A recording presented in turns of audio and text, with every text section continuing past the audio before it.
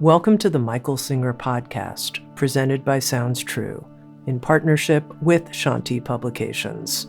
For more information about Michael Singer's work, access to all prior episodes, and information about upcoming releases, we invite you to join us at michaelsingerpodcast.com.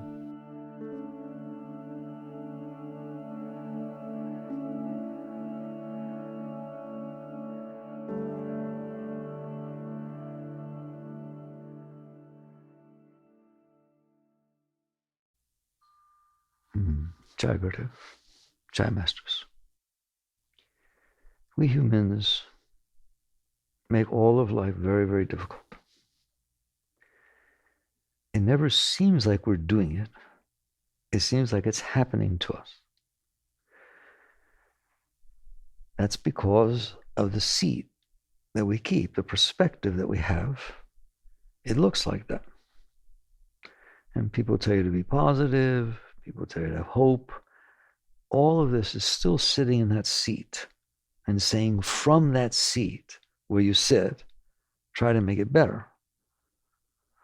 The real growth comes in what's called the paradigm shift, a much overused term because it uses it.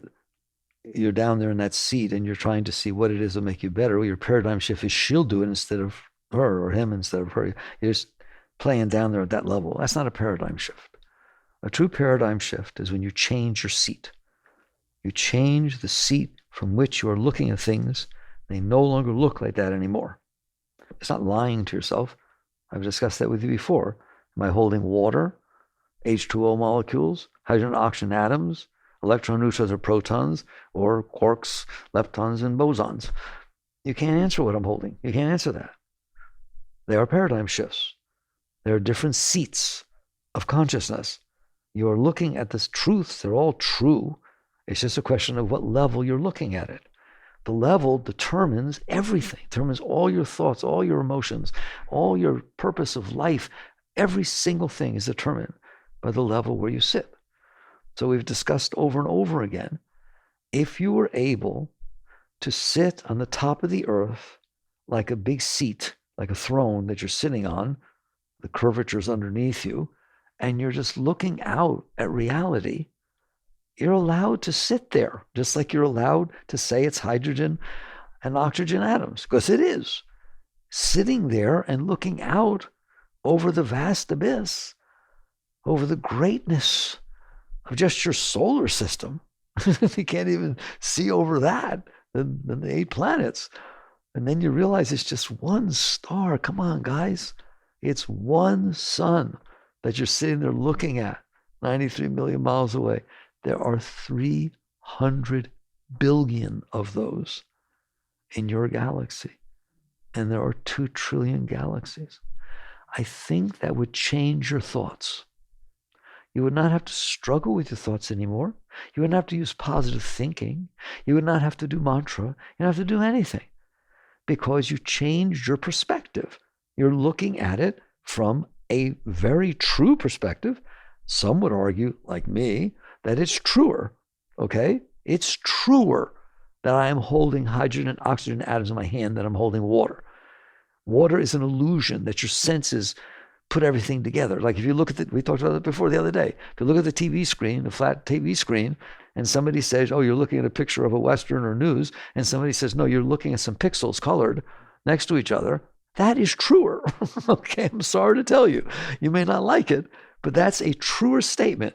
The rest is something your mind is putting together and averaging out with your senses. It's really not true. It's illusion. It's okay. It's okay to be at that level, but you must admit it's not as true. It's really going on, which is it's pixels or it's atoms. That's what's really going on.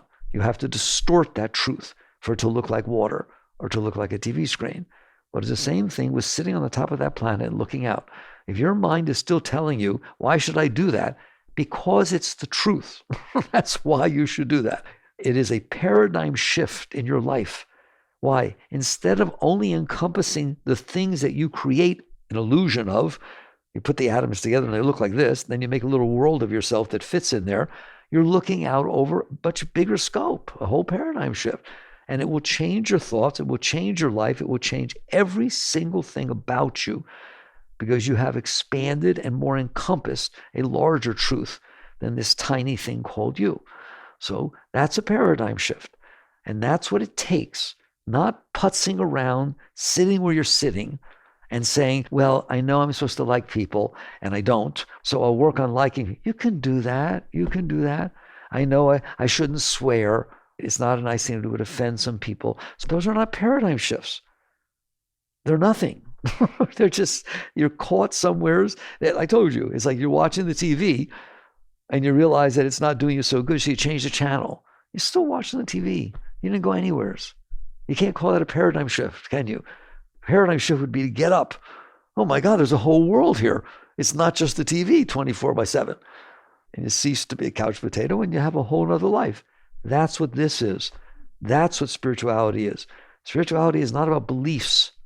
Spirituality is never about beliefs. It's about the truth. And then some people will say, well, who knows the truth? It is certainly truer that those are pixels on the screen than what your mind has convinced you those pixels make. It's like those, you remember those pictures? I used to have trouble with them, that if you stare at them, there's a whole other thing in there, right? I forget what they call those things, all right? Is it in there or not? Don't answer me. There is no answer. The mind just sees it that way and therefore looks at it from that perspective.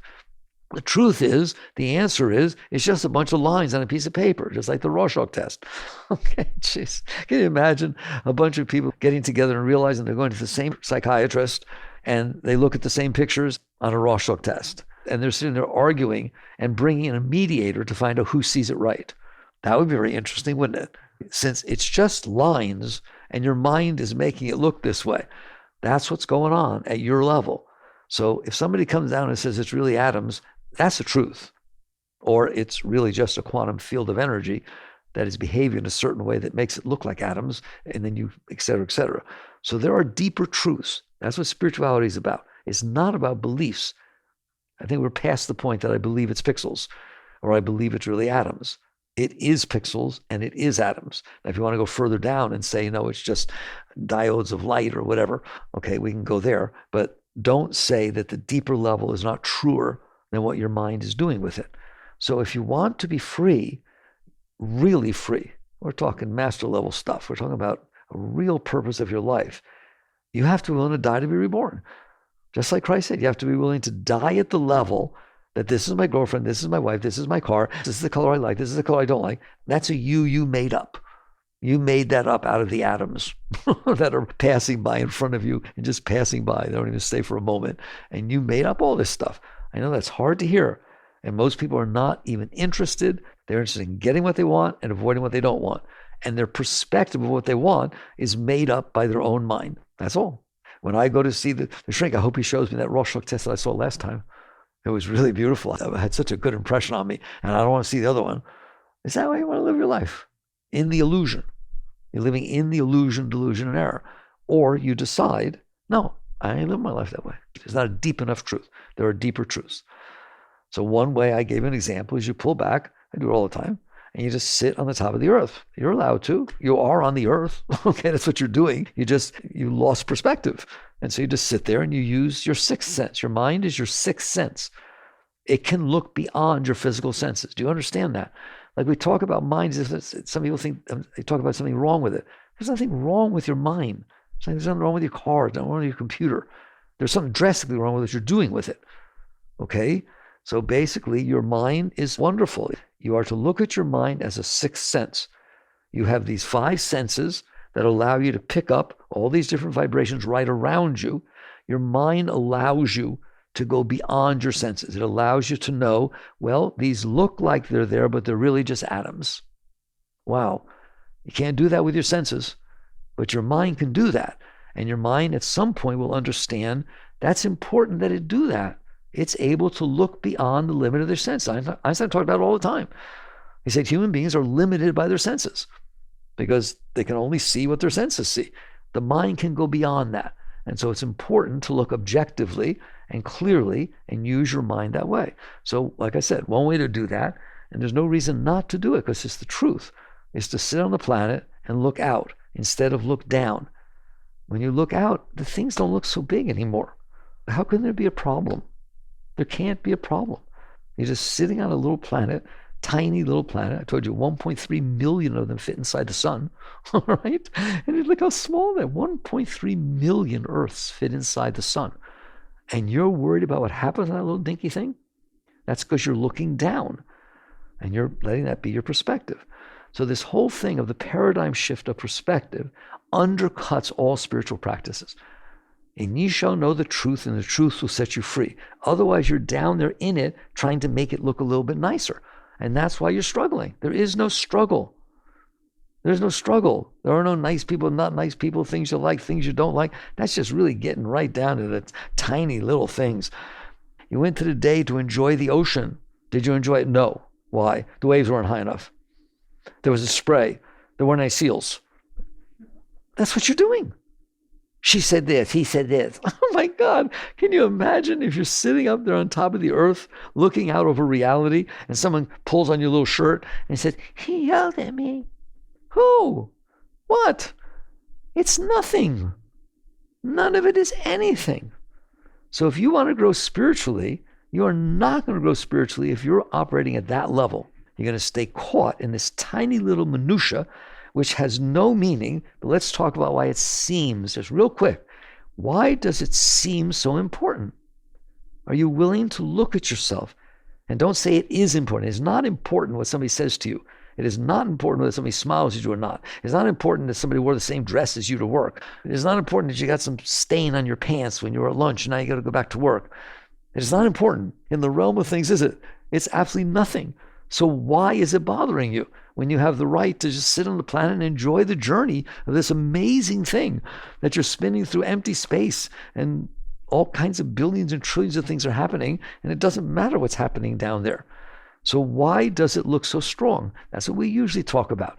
But again, I want to start from the high state and say, why are you not there? Why can't you just sit on the planet and enjoy spinning through space? And whatever's happening during the day is happening. Whatever's on TV is on TV. It's just a channel. It doesn't mean anything. So the answer is very deep, very deep. Why you can't do that? Why can't I do that? If I know that it's not true, that it matters, all this stuff that happens, I'm just born, I'm going to die on the planet, and it's just going to spin through space. Why do I get uptight? Why do I panic? Why do I get scared? Why am I insecure? Why? Why do I have needs? Why is any of that way? That's the level you should be looking at this. Not what do I do about it, or I'm right, or something like that. It's just, why in the world am I looking down instead of up? And it's kind of hard to look up, isn't it? All the time. Why? And you take a look. That's what witness consciousness does. You spend enough time there, you'll know. And you look at it and you say, not I have a problem. I don't have a problem, but I'm looking at something that has a lot of problems. It has a lot of problems. I'm looking at this psyche, this thing that's in front of me, not even in front of me through my senses, in front of me inside, close to me. And it has a lot of problems. It tells me there's a problem. It says it's not okay that she said that. It's not okay that he wrote that. It's not okay that he dresses like that. It's not okay that he thinks this. That's my favorite. It's not okay that he thinks this way about me. Wow. How will you ever be okay if that's the level that you're paying attention? So the question is, first, what do I do about that? It's obvious. You don't participate in it. You just don't participate. It's a meaningless thing. It's just nothing. It's nothing. That's how you have to look at your psyche. It is nothing. It has no meaning. It's illusion and delusion going on inside of my head. Why? He really meant it. No, the fact that you're sitting there trying to prove that he meant it means you're sick. There's something wrong with you. Sitting on a planet, spinning in the middle of nowheres, and that's what you decided to do. Get involved in what people are saying or not saying, and so on and so forth. So the question is, why am I doing that? I don't question that we do it. Why am I doing that? Why does that have a pull on me? That's what it boils down to. Why do I have to listen to this stuff? And you're going to see, because you have a problem. You care about what goes on there inside of your imaginary self more than you care about the whole universe. Think about the amount of time you spend contemplating God, the whole universe, versus contemplating that little thing that's inside of you causing all this trouble. You're going to find that God doesn't get 1%. In most cases, he doesn't even get 0.1%. You understand? On Sunday, he gets an hour.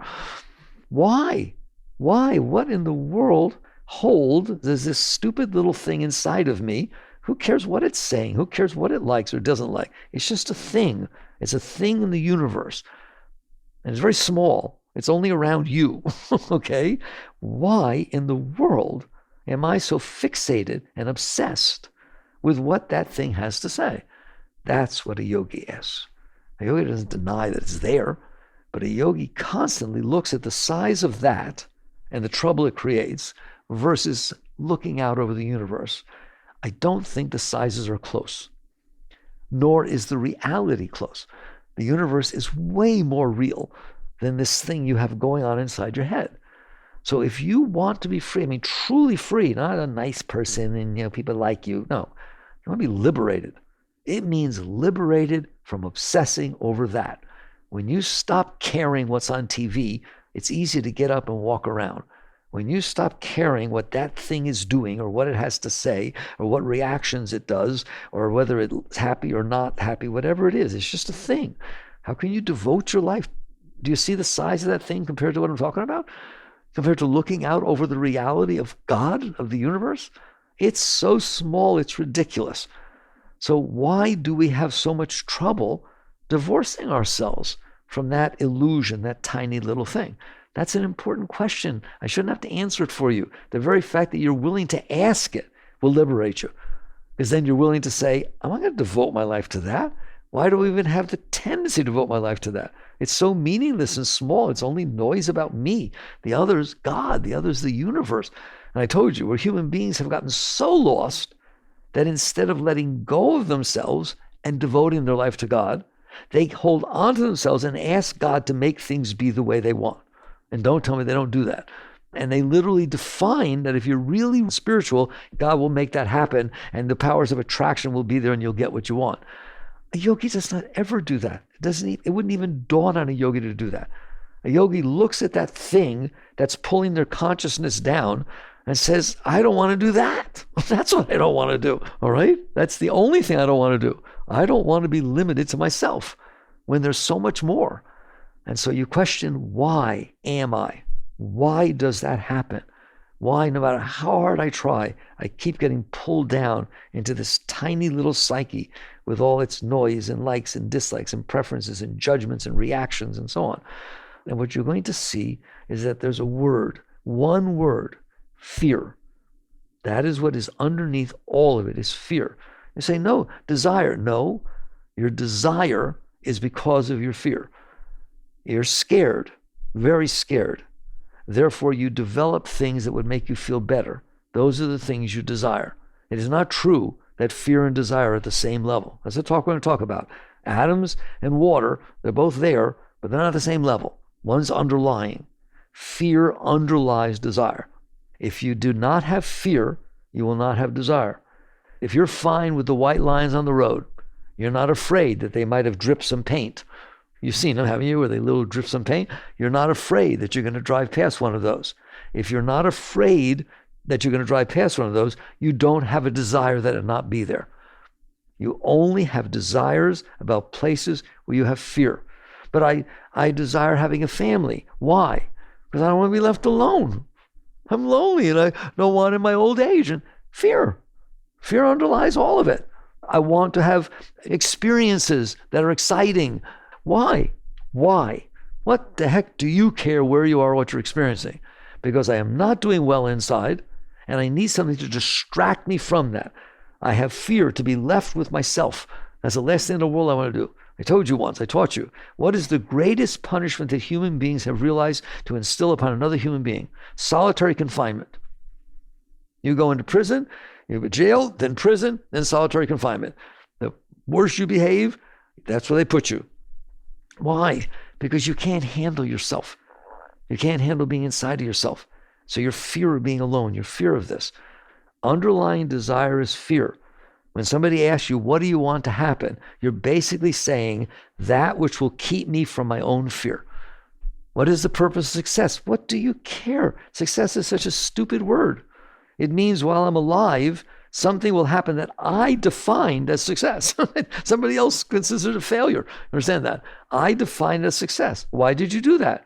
Because I want to prove myself. I don't want to be left behind. I want to feel like I did something. I don't want to feel like my life was meaningless. Fear, fear, fear, fear. And so you sit there and decide what will make you not feel that fear, and then you say that's the purpose of your life. Can anybody understand that? It's very important to understand that desire is created by fear, and that underlying all of this is fear. We've talked about it before. Master said when the soul drops into the body, it gets all these stimuli and all this stuff, and it doesn't know what to do. It gets afraid. And so it starts building an ego and a psyche that it can hold on to, so that if things happen according to how you defined yourself, you don't have to be afraid. It creates a false sense of security, of well-being. And then your desires come from that. Please understand that. Somebody once said to me, isn't it true, they were taught this, isn't it true that your desires are God telling you what he wants you to do? I'm serious. They're taught that. Why else would I feel this desire? God's guiding me. I should do this. All right? Well, you would feel the desire because you have pain and fear underneath. And the desire is very powerful to try to take you away from having to deal with it. If she loves me and she stays with me and she's loyal to me, I'm okay. No, but I don't understand. The real question is, why are you not okay if she doesn't love you, is not loyal to you, and doesn't stay with you? Oh, could you ask such a question? That's ridiculous. It is not ridiculous. It is the truth. Why are you not just okay? And then you can go out and give and have fun. Why do you have needs? Why do you have psychological problems? Why? I'm telling you, if you look, you will see. It's hard. You will see underneath, at the bottom, is fear. Therefore, your only way truly out is to learn to be at peace with the fear. That is what it boils down to. That's that white hot fire that goes on when you're going through something really deep. It's scary. It's freaky. That's the fire of yoga. You have to be willing to sit there and say, not I have to say, I want to work with my fear. No, if I do not let go of my fear, it will define the limit of how far I go. In the Untethered Soul, there's that whole analogy about a dog that has a collar on, and they have a little wire thing area around the yard, and every time the dog goes toward the edge, he gets a shock. Okay, well, if the dog cannot handle the shock, which the whole idea is that they can't, they are going to stay restrained within that yard. Okay? It is not true that the wire defining the border of that yard is what defines the limits of that dog's life. What defines the limit of the dog's life is their inability to experience the pain. If they had the ability to experience the pain, they would just walk right through it and they'd be out. It's the same thing with you. Please understand, you have these fires, these things, these trigger points that if anything in life, including your own thoughts, stimulate those, it is equivalent to getting shocked with your collar on. Therefore, you pull back. I don't want to talk to him because he gets me scared. I want to talk to him because I like hanging out over there, right? And you literally define your borders by what you're able to handle. And some people say, yes, I don't even want to talk like that. Of course I do, and I'm going to do that. Okay, then you're going to stay within the restraint of your limitations. And your limitations are determined by what you can handle and what you can't, which again is fear. I'm afraid of going toward that edge. Go on, be afraid of going toward the edge. And then you're going to back off, and they just locked you inside a cage. Be afraid that your husband or wife are going to leave you. It will determine your entire life. Be afraid that you'll lose your job. Be like somebody who's year after year thinking, I'm just getting fired next time. Every time you get called, I'm getting fired next time. It will limit your ability to express yourself. It will limit your ability to be comfortable with people. It will create jealousy because somebody else got a raise and you didn't. All kinds of stuff will go on because you're not able to handle yourself. The world has to be a certain way for you to be okay. If you do that, you're welcome to do that. You're defining your life by your limits, and you will never be free. How could you be free? You've locked yourself into a cage of your own limitations. So a yogi is a great being. A yogi and yoginis are a great being. They're different than this. They're sitting there saying, I don't want to be locked in a cage. I don't want to look at life based on my limitations. and then have to stay within and figure out what to do and what not to do and so on. I want to sit on top of the earth, look out over reality, and be fine. That's what I like. I'm going to be the fool on the hill, sees the world spin around with the eye in his head. I want to be liberated from myself. So you have to look at it and say, why am I not? Not what do I do about it? Why am I not liberated? Because you're giving in to your fears. I don't usually talk to you this strong, all right? I guarantee you, every single thing at the bottom is because you're giving in to your fears. If that dog does not give in to the shock that he feels as he goes toward that edge, there is no edge. It is because he gives in to that discomfort that he stays locked in. So it's not that I haven't realized God and haven't merged and gone to where the great masters go because you're not ready, because the masters haven't blessed you yet, because something you did yesterday or 10 years ago. That is not the reason. The reason is you can't handle the shock of your own fears. You can't go near that place where you start to feel the fear. The psyche freaks out and you lose your intention. You lose your ability to keep walking forward. That's why that analogy in that chapter is very, very deep. That's one of the best analogies in the whole book of that dog with a collar and backing off the shock or learning to handle it. And the moment they learn to handle it, they're out, aren't they? They're not limited by that any longer. That's what you're doing. You have fears in there and they're making you back up and they're causing all kinds of trouble. So you can't keep looking out over the universe, right? You'll see that when you're doing well, sometimes you can look out and it feels real freeing. And when you're not doing well, you don't even understand why you bothered to look out. It's like if that dog starts walking toward the edge and gets closer and his yard increases, the area he can play increases because he's able to handle the discomfort. And then all of a sudden it really shocks and he runs back in. He don't ever want to go there near there again. I don't know why I was thinking about that. I can't. Do you understand that? That's what you're doing inside yourself. I want you to always think about those two things. You could be just looking out over the world, the universe spinning. Why? Because that's what's happening. You just drop down to a planet for a few years and you don't even experience what's happening on the planet. You're just experiencing sitting on the planet, spinning through space. That's your experience every day. So the same thing here. Instead, you look down and you have these limitations due to your fears, and you now try as hard as you can to defend yourself, to protect yourself, to create an environment where you don't have to feel your fears. Do you understand that? If you don't understand that, you're wasting your time on this path. That's what you're doing. Trying to get people to treat you the way you want to be treated so you don't have to feel that shock, et cetera, et cetera. It's all underneath based on I can't handle the fear that's inside of me. And some people, it becomes, catatonic. It becomes just totally, it just takes them over. They can't move. They can't talk. They turn on everybody, just protect. They hide. They go cry somewhere. Do you understand that? It can get really messy in there, can't it? The question is, are you willing to take on the task of liberating yourself from yourself?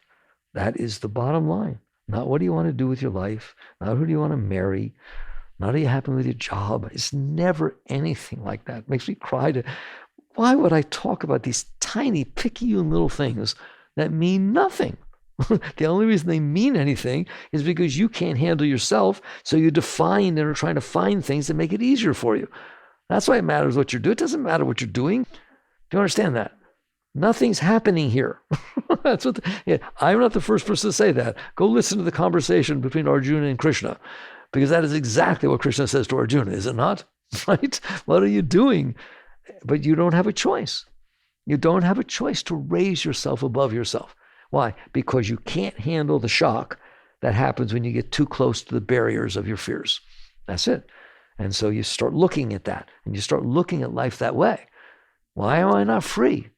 Why am I not just free to be with God, free to be with truth, free to be with the expansive universe? Why do I keep looking down, not even at the planet, at this tiny little 3-inch part of the planet that I'm caught in? You are literally looking down onto the planet, which is tiny, and there's 7.5 billion people, and there's one person who said 3 words.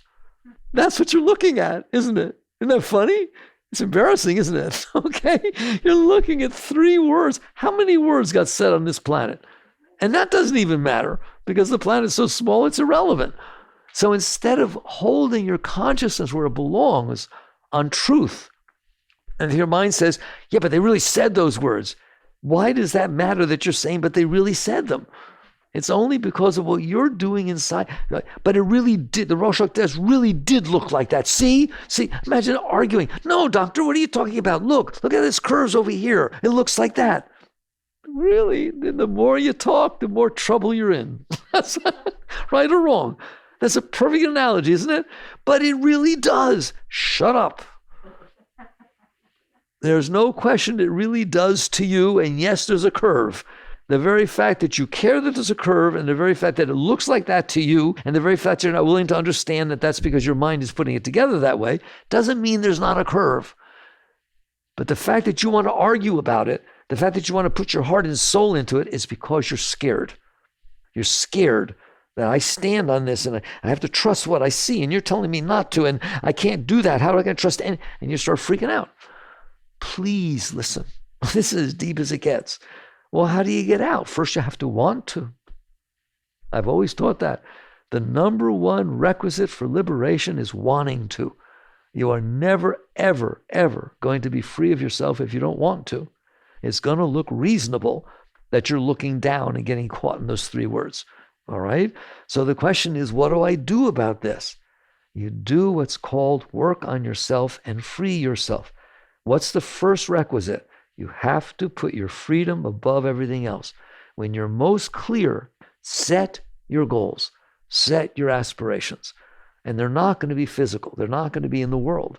They're going to be liberation. They're going to be the freedom to love, the freedom to be open, the freedom to merge with God, the freedom to look at the universe as a whole and be part of it.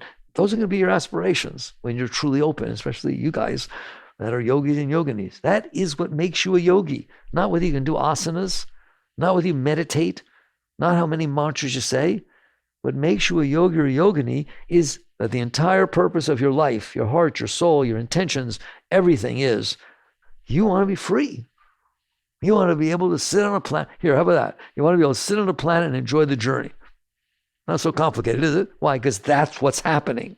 You're sitting on a planet and you're not enjoying the journey. Why? Because you're looking down. I pointed this out to you. Has it ever happened to you that somebody says three words and it totally obsessed over it, it freaks you out completely, you can't even stop thinking about it, they echo in your head forever, and you make a big yes or no? Is that kind of ill? Can we look at that and say that in relationship to reality, whoa, it's like you just start to look at it and say, do you want to be that little? It's not a question of right or wrong. Do you want to be that little? And eventually, you will catch on and say, oh, that's what's going on. I used to teach there's levels of right. It doesn't matter whether that's right. What matters is it right in relationship to reality. No, it's absurd, isn't it? And so you decide, I don't want to be like that. I don't want to live like that. First you say, what do you want? I don't want to be like that. I want to be free. I want to be free to live my life and enjoy spinning on the planet every single minute of every single day. Why? Because that's what's happening every single minute of every single day. There is no exception ever. That's what's happening. Why can't I keep that consciousness? Because you have not worked through your fears. You have not worked through the tremendous power, the Maya. That's what Maya is, the tremendous power that draws your consciousness down into this tiny little thing called you and your psyche and your preferences and your hopes and your dreams and your values and just that whole thing, this little package. I see this little package, all right? And so basically it pulls you down. If you want to grow, once you've set your main thing is, I want to be free. Why is that the main thing? If somebody comes here and they don't want to be free, why are they listening to this? It won't make any sense to them. It won't have any purpose, any meaning. But if somebody's tired of this constant pull down into the minuscule of the mind and then what it likes and doesn't and what it says, I told you, 3 words or one instance. I used to tell that story about the boy, the girl and his brother and sister driving down the street, down the road, and there's an accident. And the boy happens to look that way for a second, and see some terrible bodily damage. And that's the end of his life. Can it happen? Is that reasonable? Is that how you want to be? That you're sitting here spinning through outer space and you happen to look down for a moment and that's the end of your life? Just sign it off? It bothers you. You'll never ride in a car again. You'll never have children. And you're going to argue. It makes sense. It didn't happen to you. If it happened to you, you'd be just like me. What are you arguing about? You're arguing to be the tiniest little thing that ever walked the face of the earth. And you're saying it's right. Nobody's denying that you saw that, but would you please put it in perspective to what else is going on in the universe at that moment? And so you see, you have a problem. The universe doesn't have a problem. The universe doesn't have any problems. You have a problem. And now, once you decide, I don't want to devote my life to not seeing this and not having that, or blaming this, or figuring that out, or hanging out with people that agree with me. Are you catching on? You're not going to get free if you don't want to. You're not going to win the race if you don't want to. You're not going to get free if you don't want to. You have to look at it and say, I don't want to live that life, a tiny little sick, stupid thing. I want to be able to be free, to look up and grow and experience God and everything. That's what I want. I'm not there, but that's what I want. Okay, that's first. Your first requisite is it has to be the meaning of your life. Okay, so you set that down. It's the meaning. Now you have to look and say, why can't I do it? Don't lie to yourself and say, I can. Don't. Just look at it. And I'm telling you, I'll cut it short. You're going to see fear down there. You're going to see fear. If I don't defend myself, it'll happen again. So what? If it doesn't bother you, who cares if it happens again? If I don't get all concerned about the white lines, who knows what I'll see? Well, if you're not concerned about the white lines, it doesn't matter what you see. Isn't that funny? If you're not all uptight whether people like you or not, you're not all uptight about what they said or didn't say, or better defend yourself in case they'll do it again. It's all the same. It's now that you've decided what you want to do with your life, you will see that there is a part of your being that for a very, very long time has not devoted itself to what you want to do with your life. It's devoted itself to itself. In fact, honest, it has devoted itself to its fears and the whole tree it built to try to avoid those fears, desires and preferences and none, all right? So you look at it and you say, if I want to be free, that's what I have to deal with. Have to deal with what? That fear. What fear? Fear. The fact that you can't handle what is generated by, because one fear develops another fear. You're afraid of being alone. You see your wife or husband walking with somebody else. You start to feel jealousy. Now you're afraid that they might have a relationship or they might be lying to you. Look, one fear generated the other, and then it splits up into a million of them, like maggots. Everybody see that? So you come back and you say, okay, what's the answer? I got to deal with these fears. Not hide from them, not avoid them, not try to build a world that I don't have to feel them, because then that world is within that fence line of that dog. If you're building a world where you're comfortable and you're just trying to make everything be the way you need it to be so you don't have to face your fears, you just define the side of your yard that you get to go in, and you can't go outside of that. Is that really what you want? And so you look at it and you say, I got to deal with these fears. That's what I have to do. I got to deal with fear. I got to be able to be like that dog that can walk through that fence. All right, how do you do that? Little by little, little by little. Don't run away from the fear. If something happens, somebody says something, somebody does something, you're afraid. Where you start? You want to start at the beginning? Nobody did anything except you had a thought that maybe someday they will. That's a really good starting point, isn't it? You start with the simplest things. I always teach that low-hanging fruit. You are creating fears for yourself, right? How do I know I'll be okay if they put me in a nursing home and I don't have any money left when I'm 80? You're 12. What are you doing? You can create a lot of fears like that, can't you? So you start working with yourself and saying, if my intention is to liberate myself, and if the reason I'm not liberated is I can't even do anything about all this fear that's inside of me, and I try to solve it through desires and getting and running and spending and whatever the heck it is, and drugs and alcohol and all that tells to drown that fears too. So basically, I need to deal with this. I want you to start with the simplest thing. I'm a very nice teacher. You start with the easiest, simplest little thing, and that you're going to find out that the simplest thing is that which isn't even happening. So if it ain't happening and you're afraid, I think we can start with that, because you're creating the stimulus and the response. Okay, so you don't play around with this. It's not a game. It's the meaning of your life. You start watching your thoughts. You start watching that there's fear in there, and you're stimulating it. And you're saying it's okay because you're stimulated so you can avoid it. If you don't have to deal with it, you don't have to avoid it. That's the answer. The answer is not avoiding it. The answer is learning to not be afraid. You're just sitting on a planet spinning around little nowheres. So you start by not creating your own fears and then being afraid of them. And so how do you do that? That's where mantra comes in. That's where meditation comes in. That's where chanting comes in. That's where positive thinking comes in. You start working with, at least I'm not going to create my own fears and then be afraid of them. Catch yourself creating your own fears of something that might happen that isn't happening, that something, maybe this is what somebody meant. I don't know what they meant, but what if they meant this? Don't do that. You have enough trouble with reality. And so basically use affirmations and use positive thinking, and you just start cleaning up in there that, yes, there's fear in there. Yes, there's fear in there. Yes, there is fear in there. So basically you look at it and you say, if I want to be liberated, if that's the meaning of my life, I need to use every moment of my life to let go of these fears, to let go of what is limiting me to stay within the boundaries of myself. And you do that by little. I'm telling you, starting position is stop creating the fear for yourself. If somebody takes a gun and sticks it to your head, okay, you're going to have some fear. But if you sit there and think, maybe someday somebody will, it's like that's, no, okay? Maybe somebody meant this, and if I don't protect myself from it, no.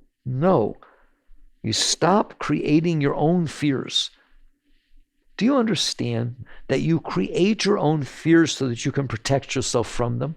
You think about things that might happen that would scare you so you can figure out what you would do if they happened. That is letting your fears define your life. And so a great being starts to play with this. They sit there and say, I'm not going to create my own fears. If I deal with the fears, I'll deal with them. But I'm not going to create my own fears. You're the dog sitting back there 30 feet from the fence. Nothing's happening. And the dog is saying, I ain't going over there. I won't be able to handle that. I don't want to get shocked. You'll never get out, will you? You'll never get out, ever, never. You have to be willing to say, I'm going to stop creating my own fears. And that's a big job, but it's fun because you made them. They're not really there. If you start to do that, you're going to find out you get stronger. You're going to find out you're not a baby. You're going to find out that you can feel some little fears or insecurities or jealousies or whatever it is.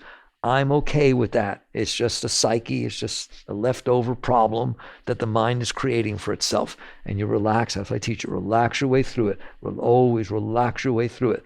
Let go. Now you see why letting go is the teaching. Now you see why relaxing is the teaching. You let go. Don't start with the big things.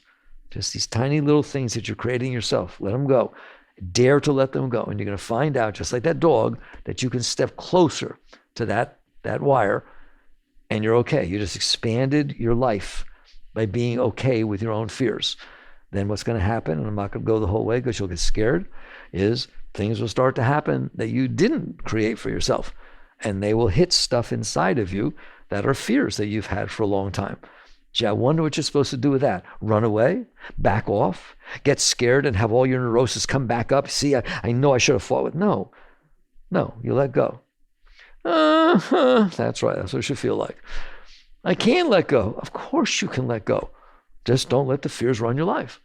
And you just relax through them. And you're going to find out, as I've taught you over and over again, that 99% of your fears are nothing. They're nothing. He might not like me. So what? So he doesn't like you. If you're looking up at God, believe me, you know something straight. God likes you. I'm serious. It's not a question about God likes you. God is you. That's what you are. Some people are athletes on steroids. You're God on fear. So you can't experience your divinity. But you are God. I've discussed that with you before. So there's no way God doesn't like you. You are God. You just got lost. God will be very happy for you to come back into union and experience himself as himself. So basically you more and more let go of your fears. You just let go. You don't have to plan or do anything. Just if they show up, the moment they show up, you realize the purpose of my life is not to limit myself to these fears. The purpose of my life is to be free so I can look up and never down. Always look up. Experience the divinity, the greatness of your being. And so I'm willing to take a chance, to take a risk, to let this go. And it's not a risk. It's not a risk to stop caring if there's some dripping white paint next to the dotted line. I know it seems like it is, but I'm telling you right now, it's not a risk. You know what else is not a risk? It's not a risk to not exactly know what somebody meant by the 3 words they said, and it might be something really bad, but I'm not sure. It's not a risk to let that whole thing go. It's not a risk. You're going to find out it goes right through, and you didn't cause the other person trouble, you didn't cause yourself trouble, and you don't even know whether it happened or not, and you couldn't care less. That's where you should be. What do I care? I already told you what I care about. Free. That I can look out over the universe, and these fears are not going to pull me down into this stupid place that's so small, and you're willing to live there inside the yard of the smallest fence that could possibly be. You've got to work on being free. So this is a paradigm shift, isn't it? What's the paradigm shift? You used to devote yourself to your fears and desires, your likes and your dislikes, all of which are generated by the patterns of limitation, of fear that you have inside yourself. A paradigm shift is not deciding how you're going to do that different. I used to think it was money. Now I think it's traveling. No, it has to be an entire paradigm shift of saying, I'm not going to live with the power of these fears that are inside of me.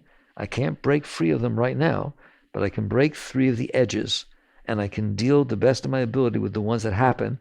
I can let them go. I just keep letting go. And I'm telling you, if you let go, those fears will go. They will go because they're not real. You're just sitting on a planet spinning in the middle of nowheres. They're only real because you said they were. This is yoga. And by the way, this is what Krishna taught Arjuna inside that Gita. Keep your head up on me. I'll be your charioteer. And you start letting God be the meaning of your life. Work on these things. Jai Gurudev.